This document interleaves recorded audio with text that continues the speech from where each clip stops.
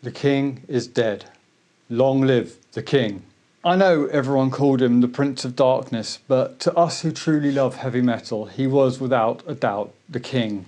Hence why I've got my glad rags on today for this video. Most people remember Ozzy Osbourne as the wild man of rock, the backbiting, the mumbling frontman of Black Sabbath. But behind all that glorious chaos was something quieter. A gentle, fiercely loyal man who stood up for the voiceless, who loved animals with all his heart, and who wrestled with his inner demons daily, yet still radiated an undeniable warmth and found ways to make us all smile. For me, Ozzy wasn't just an icon, he was a focal point in my journey as a musician and a singer. His music, alongside his often outrageous actions, took centre stage literally and metaphorically for as long as I can remember. He was something special. He will be deeply missed. Today we remember that Ozzy, the quiet rebel we rarely talk about but desperately need to. Let's be real, Ozzy was never meant to be a star. He was born John Michael Osbourne on December the 3rd, 1948 in Marston Green, right on the edge of Birmingham. But he grew up in Aston in a tiny two-bedroom house at 14 Lodge Road. His family's deep roots there were obvious. He was a lifelong fervent supporter of Aston Villa, whose ground was just a short walk from his childhood home. And years later, that very ground became the site of his massive farewell concert, an event that reportedly became the biggest charity concert ever, more than doubling the revenue of its nearest rival, and it's still raising money with incredible releases like Youngblood's version of Changes. So yeah, he never forgot where he came from. He left school at 15, barely able to read or write, and grappling with dyslexia and a significant stutter. He carried a deep, gnawing feeling of worthlessness, once famously remarking, "I was a lunatic and didn't know why." And he drifted between jobs, doing his time in slaughterhouses and on construction sites before finding his true calling. For Ozzy, music wasn't a calculated path to fame or fortune, it was simply a way out, a desperate lifeline, a revelation sparked by the moment he heard the Beatles' She Loves You in 1963 at the tender age of 14. He simply didn't fit the mould, and that paradoxically is precisely why millions connected with him. Ozzy was raw, unfiltered humanity, turned up to 11, even before Spinal Tap decided that was the perfect metaphor for everything truly outrageous. He wasn't polished, he wasn't perfect, he was just real.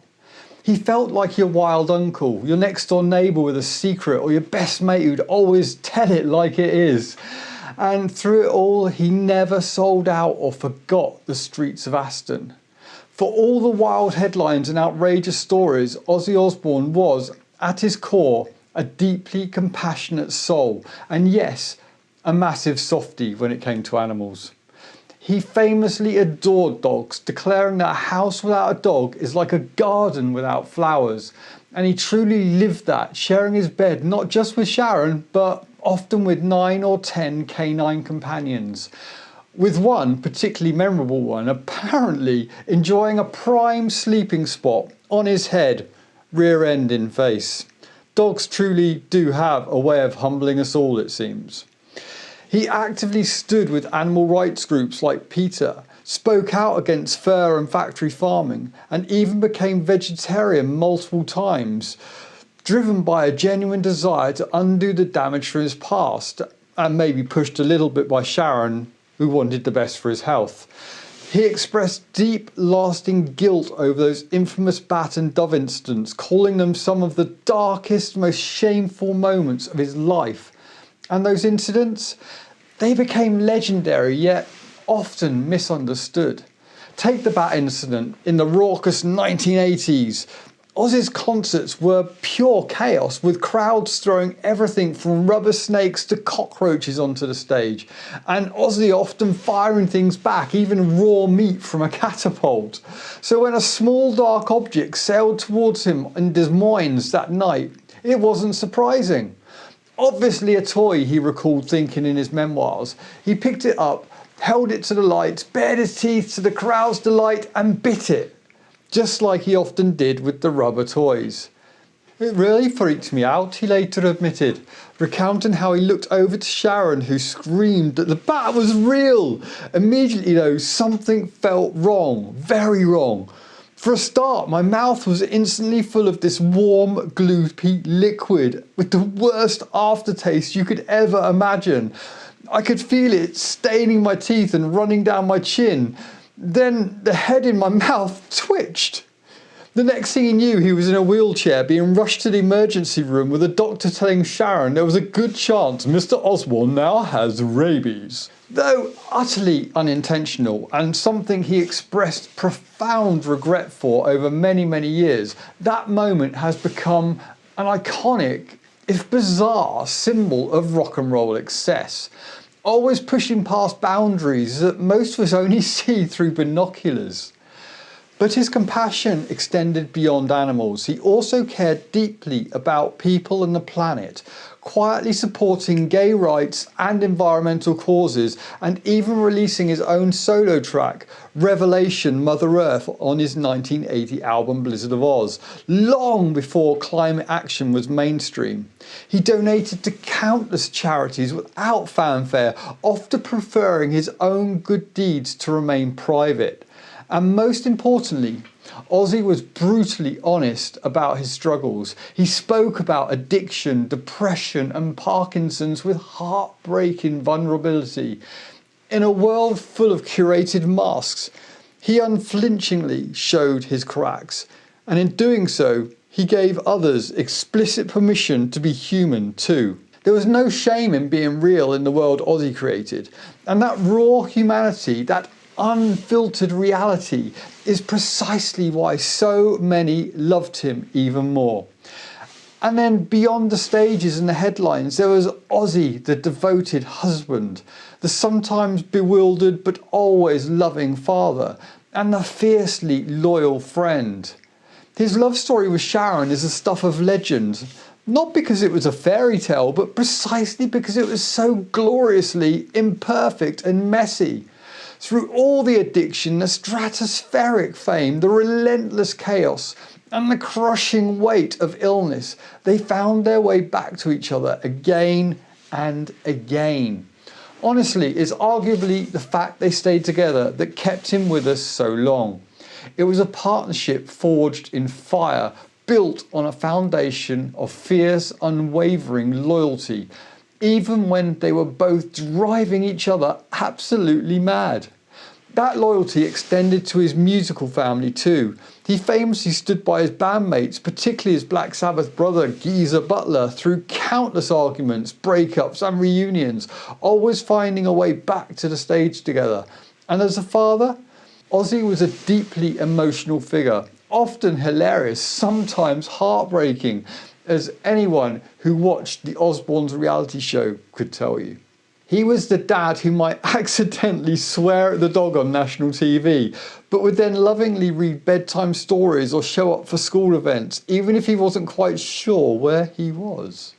He was never polished or conventional in his parenting, but he was always unequivocally there and genuinely real. That raw authenticity, it wasn't just for the cameras or the fans.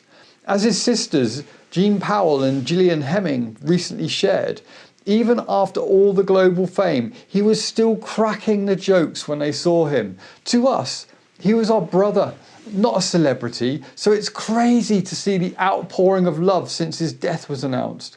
We just can't believe he is gone and we won't be getting another phone call or text from him. Every week, without fail, he would get in touch, either by phone or text, to ask how we were all doing or what was going on. Imagine that, the Prince of Darkness checking in on his sisters every single week. They recalled seeing him last at the farewell concert at Villa Park. I got a text off him as he drove down Lodge Road, they said, where we used to live near the stadium. He couldn't believe all the crowds were walking down our old street to watch him perform. He was blown away. His sister added, We had an executive box in the stadium, and when I saw the sea of people waiting to see our John, I just broke down. We were proud as punch about him and everything he achieved, but it never went to his head. What the public saw of John was exactly what he was like in real life. It wasn't an act. In a world filled with curated personas and carefully constructed images, Ozzy simply gave you Ozzy. Imperfect, messy and utterly wonderful. Never fake. So what does the Prince of Darkness truly leave behind? Beyond the platinum records, the sold out stadiums, the legendary antics.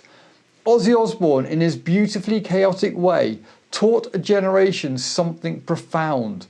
He taught us that you didn't need to be polished or conventionally perfect to be powerful, that your broken parts, your struggles and your sheer unfiltered oddness could not only be embraced but could still create incredibly beautiful, impactful music and forge genuine connections.